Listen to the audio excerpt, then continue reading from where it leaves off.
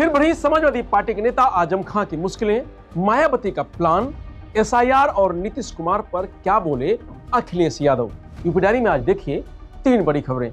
नमस्कार, मैं रजनीश यादव, आप देख रहे हैं लोकमत हिंदी।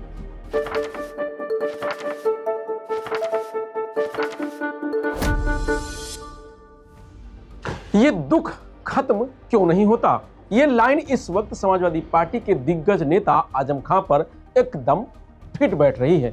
अभी उन्हें जेल से बाहर आए कुछ ही दिन हुए थे कि फिर से एक और मामले में उनकी मुश्किलें बढ़ गई हैं। जी हां, प्राइवेट स्कूल की मान्यता लेने में फर्जीवाड़े के केस में आजम खां और उनकी पत्नी तंजीन फातिमा पर आरोप लगे हैं, जिसको लेकर वे कोर्ट पहुंचे। इस दौरान रामपुर में आजम खां और उनकी पत्नी काफी परेशान नजर आई। उन्होंने क्या कुछ कहा, सुनिए। आज कोर्ट आए थे क्या? अरे बाबर क्या कर रहे हो? आज जिस मुकदमे में हमारी पेशी थी उसकी एक अजीब व गरीब हकीकत है जो आपको भी मालूम होना चाहिए और देशवासियों को भी। 15 दिसंबर 2016 को 15 दिसंबर 2016 को हम पर ये इल्ज़ाम है, बल्कि एक वाक़या ये है कि सरकार ने कब्ज़ा हटाया और कब्ज़ा हटाने के तमाम जो लीगल डॉक्यूमेंट्स थे, जो प्रूफ्स थे, जिलाधिकारी और एसपी की मौजूदगी के जब उन्होंने हटाया था कब्ज़ा, वो सारे लीगल डॉक्यूमेंट्स पेश कर दिए गए। कब के? 14 दिसंबर 2016 को कब्ज़ा हट चुका और 15 दिसंबर 2016 को ये कंप्लेंट होती है कि हमारे मकानात गिरा दिए गए। क्या ये संभव है? और कितने साल बाद ये रिपोर्ट हुई? 3 साल बाद, 3 साल बाद ये रिपोर्ट हुई कि 15 दिसंबर 2016 को हमारे घर गिराए गए। मुर्गी बकरी चोरी जो कुछ है वो तो अपनी जगह कराई गई, हमने नहीं गिराए, हमने गिरवाए। लेकिन असल बात यह है कि 14 दिसंबर 2016 को इस ज़मीन का पूरा कब्जा सरकार ने ले लिया था। This is proved on paper. अगर ऐसा न हो तो मैं हर सजा के लिए तैयार हूँ। तो सपा प्रमुख अखिलेश यादव गुरुवार को गाजीपुर पहुंचे। उनके साथ चाचा शिवपाल यादव और गाजीपुर के सांसद अफजाल अंसारी भी थे। अखिलेश यादव ने बिहार चुनाव में इंडिया ब्लॉक की जीत होने का दावा किया। उन्होंने कहा कि तेजस्वी यादव ही मुख्यमंत्री बनेंगे और सपा उनके साथ है। नीतीश कुमार तो बिहार में सिर्फ दिखावटी दूल्हे हैं और समय आने पर भाजपा उन्हें मुख्यमंत्री नहीं बनाएगी। बिहार बदलाव मांग रहा है। बिहार बेहतर, खुशहाली और तरक्की के रास्ते पे जाना चाहता है। बीजेपी एक षड्यंत्र के तहत, कहाँ सोचिए, इंडिया गठबंधन नीतीश जी को प्रधानमंत्री बना रहा था और आज केवल चेहरे के लिए मुख्यमंत्री हैं वो।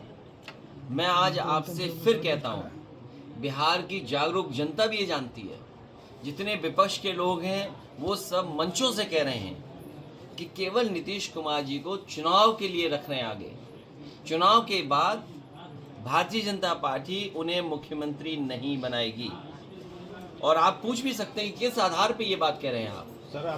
महाराष्ट्र में क्या हुआ, महाराष्ट्र में क्या हुआ और दूसरे प्रदेशों में भी हुआ। जिनके नाम पर जीते उन्हें वो मुख्यमंत्री नहीं बने। मध्य प्रदेश में मुख्यमंत्री कोई और बना।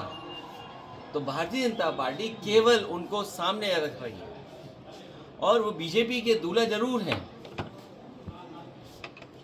लेकिन वो केवल चुनावी दूल्हा हैं, पद के लिए दूल्हा नहीं है वो। ये आप भी सब जानते हो। तेजस्वी के समर्थन में और तेजस्वी मुख्यमंत्री बने, उसके लिए हम लोग काम करते हैं। समाजवादी पार्टी का रुख रहेगा, पीडीएफ पहले भी तैनात किया आप लोगों ने, कैसे वो हम लोग संगठन बना रहे हैं। हमारा साथी सही सवाल पूछ रहा है। मैंने कहा कि एक नारा बनाए लखनऊ से, अब की बार डिप्टी सीएम बाहर। कहाँ, यूपी में कि बिहार में? नहीं, कहीं यूपी। जिनका सवाल पूछ पूछ कौन रहा है? सर केशव जी दावा कर रहे हैं कि अखिलेश, राहुल और तेजस्वी का भविष्य अंधकार में है। अंधकार के बाद ही रोशनी, हम लोग रोशनी का प्रयास कर रहे हैं। सर, स्टार प्रचारकों की लिस्ट में चाचा का नाम गायब, ऐसा आरोप लग रहा है, क्या किसी चाचा का नाम गायब नहीं है।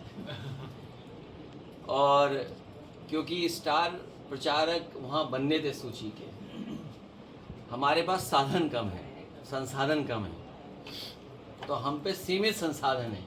इसलिए सीमित संसाधन में जो हम प्रचार कर सकते हैं, इसलिए हमने स्टार प्रचारक वो बनाए जो सीमित संसाधन में चलें। चाचा को ले आए तो एक हेलीकॉप्टर और लेना पड़ता। अब तुम चंदा तो देते नहीं हो। 10 साल से मान लीजिए सरकार में नहीं है, एक हेलीकॉप्टर चाहिए था, कहाँ से लाते बताओ। तो वहीं बहुजन समाज पार्टी की अध्यक्ष मायावती ने 2027 के विधानसभा में जीत का फार्मूला समझाया। मुस्लिम भाईचारा कमेटी की बैठक में बताया कि कैसे 20% दलित और 19% मुस्लिम मिलकर विनिंग कॉम्बिनेशन बन सकते हैं, जबकि सपा का बेस यादव वोट बैंक 8% है। मुस्लिमों का पूरा समर्थन पाकर भी वे सिर्फ 27 की ही ताकत बन पाते हैं।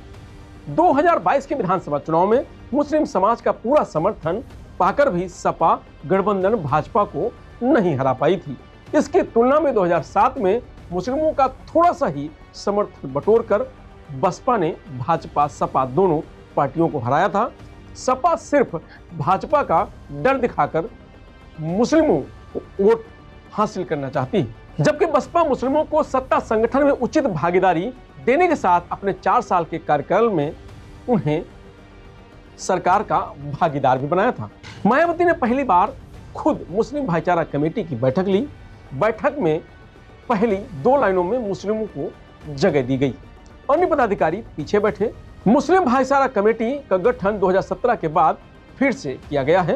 हर विधानसभा में 100 बड़े मुस्लिम चेहरों को पार्टी से जोड़ने का लक्ष्य रखा गया है। हर महीने की 20 तारीख को मुस्लिम भाईचारा कमेटी की समीक्षा होगी। मुस्लिम भाईचारा कमेटी की बैठक में खुद मायावती मौजूद रहीं। बिहार चुनाव प्रचार में बेस्ट भतीजे आकाश आनंद को भी बुलाया। बसपा के गठन के बाद से पहली बार है जब मायावती ने खुद मुस्लिम भाईचारा कमेटी की बैठक ली है। इसके पहले 2017 तक पार्टी के दूसरे पदाधिकारी और प्रदेश अध्यक्ष ही इसकी बैठक लेते थे। मुस्लिमों को बैठक व्यवस्था में पहली 2 लाइनों में जगह दी गई थी, अन्य पदाधिकारियों को इसके पीछे वाली लाइन में बिठाया गया था। इससे मायावती ने यह संदेश देने में सफल रही कि बसपा में मुस्लिमों को पूरा सम्मान मिलेगा। मायावती ने मुस्लिम भाईचारा कमेटी की इस बैठक में एक तरफ जहां उन्हें पार्टी से अपने समाज को जोड़ने का मंत्र बताया, वहीं पार्टी से हटाए गए शमसुद्दीन को लेकर भी तस्वीरें साफ की। उन्होंने कहा कि उन्हें कई बार चेतावनी दी गई, फिर भी उनमें बदलाव नहीं दिखा। 2022 के विधानसभा चुनाव में भाजपा से मिलकर कई सीटों पर कमजोर प्रत्याशी उतारा था। इसी तरह लोकसभा में सपा से मिलकर कई सीटों पर कमजोर प्रत्याशी या कहिए कि डमी कैंडिडेट उतार दिया था। प्रभार उन्हें पूर्वांचल का देती, फिर भी वे गाजियाबाद जाकर वहां गुटबाजी को बढ़ावा दे रहे थे। इसी कारण उन्हें पार्टी से बाहर किया गया है। आगे भी पार्टी में ऐसे लोगों को सावधान रहना होगा। पार्टी में रहकर ऐसा कोई कर रहा है तो सीधे मुझे सूचना दे, मैं आगे भी ऐसे लोगों पर सख्त कार्रवाई करूंगी। फिलहाल यूपी डायरी में आज इतना ही। कल फिर मिलेंगे नई खबरों के साथ। तब तक आप बने रहिए लोकमत हिंदी के साथ। नमस्कार।